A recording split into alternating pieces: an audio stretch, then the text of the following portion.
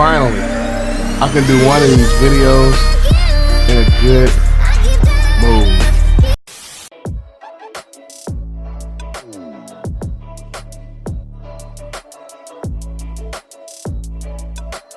Oh my God!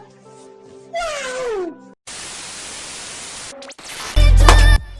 Yo, what's up, world? Welcome back to the channel. APW Sports signing in. I can finally do one of these videos in a good mood. It's been so long since I was able to say this, but the Bears win. Finally, the Bears win 36-7 at home and finally snapped that 6-game losing streak. Finally has come to an end. We can finally say that we're back in the win column. I got so much to say about this game, but let's make this short and sweet. Without further ado, let's dive into it.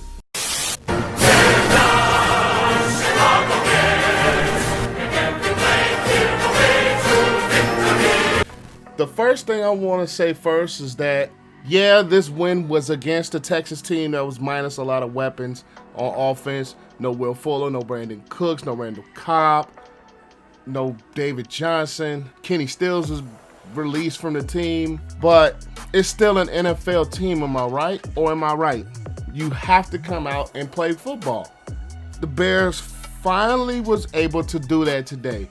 After 6 long games, we can finally say we're victors. And the key to this game, which I was calling for the entire season with Mitch, most of last year with Mitch, is that the Bears finally were able to do what Mitch does best.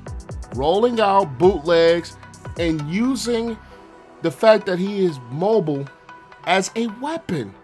I was waiting for this Bears offense to finally commit.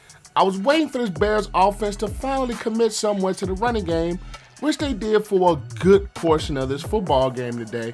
They were still aggressive in the passing game. I think it was more balanced than this Bears offense have seen probably all season, if you want to be honest.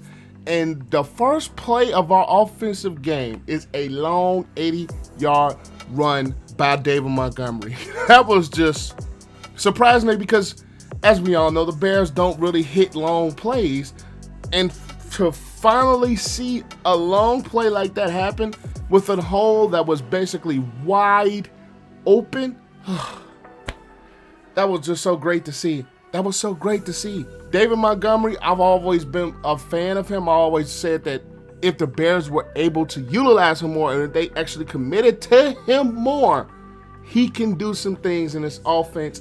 And it has really been proven the last couple of weeks that this team really relies so much on that passing game that they really tend to get away from the running game. I'm just glad in this contest they were able to finally utilize the run game. They were able to finally utilize the tight end position with Graham and Kmet. Kmet is another one of those guys that the Nagy's play caller, let's just say, overlooked in his offense. For him to be this little of a factor for most of the year when he was a first-round talent drafted in the second round and he fell in your lap and you really don't utilize him as much as you do, you really don't utilize the tight end position as much as you do, what are you going to do? I mean, I'm just glad that Cole Kmet was able to get involved. I'm glad that we were able to get Jimmy Graham involved more within our offense. I'm just glad that Allen Robinson got his 1,000-yard season again. Mitch Trubisky really looked like the quarterback that I thought he can be, which is rolling out, using his legs as a weapon, and keeping defenses off guard as far as the plays that they were able to run with the RPO and things like that. I just want to know, where was that all season? Where was that all season? They take until week 14 to finally start calling the game to utilize Mitchell Trubisky's strengths. It took them this long to realize that. I think I'm gonna make a separate video about that entire whole situation with Foles, Nagy, and Trubisky, but I'm just glad that they were finally able to have a game plan around Mitch, a game plan that would get the ball out of his hands quickly behind a bad offensive line, a game plan that was focused to run the football a little bit more, and also a game plan that will attack in all phases of the game, not just be so predicated on some of those so short routes. They were able to attack more. They attacked more than what you're usually seeing from this Bears team. Yes, it's against the 31st ranked run defense, but you still have to come out and utilize your game plan. You still have to come out and play football. A lot of Bear fans I've seen are saying this is the Texans defense is not very good, which is absolutely true. But at the end of the day, you still have to come out, execute. You still have to come out, play good football. You still have to have a game plan that would utilize the best of your offense against the weakness of their defense. And I finally think that the Bears did that today. They finally did that today. And also defensively, we were able to create turnovers. We were able to get pressure on Watson, even though he's probably one of the most sacked, if not the most sacked quarterback in the NFL, with the offensive line that really doesn't protect him very well. The Bears were still able to get after him, put some hits on him. He was able to make some plays with his legs because that's just who Deshaun Watson is. That's how good of an athlete that Deshaun Watson is. He's able to get those plays out. He's able to extend them, which they had a little bit of a trouble with at some points in this football game. The defense was not able to contain the legs of Deshaun Watson, and that is a really, really big weapon that the Houston Texans use. Now, of course, they're without their weapons, but as I said, you still have to come out and play your game. Khalil Mack with the safety and also the fumble strip and recovery looked back to his old self. Akeem Hicks was making plays in the running game. Kyle Fuller, Jalen Johnson was able to do some things in the back end with Eddie. I wish Eddie had caught that pick though. But it's just a really, really relief, a big relief to see that this Bears defense was able to rebound, refocus, and get back to the things that they were able to do best throughout the early part of this season. The thing about this game is the Texans, of course, were without a lot of their guys, but at the end of the day, I'm just glad that this Bears team was able to come out, refocus, come out, rebound. The only thing that kind of trepidizes me about this game is that we weren't able to do but only so much in the second half, which I've always said about this Bears team. They really do not make a lot of adjustments on offense, because for us to only score 2 field goals in the second half is a little bit troublesome to me. Yeah, we had some penalties that kind of got in our own way, but I've always said that this Bears team for the majority of the season is a one-half football team, especially on offense. I just wish we could have put our foot down their throat more in the second half offensively.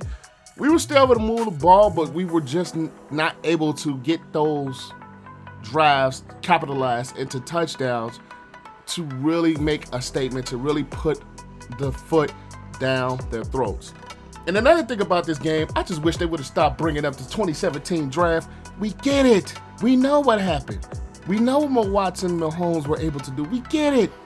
Stop bringing it up. We get it. We get it already. That was probably one thing that did bother me about the whole telecast, was watching them and they kept bringing up that draft. We get it.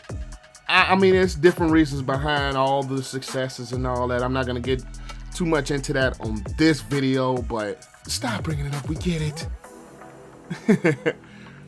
But the one thing that I can say really, really struck in my eyes was, like I said, the ability of the Bears to roll out and extend plays with Mitch in his legs. He wasn't taking so many hits.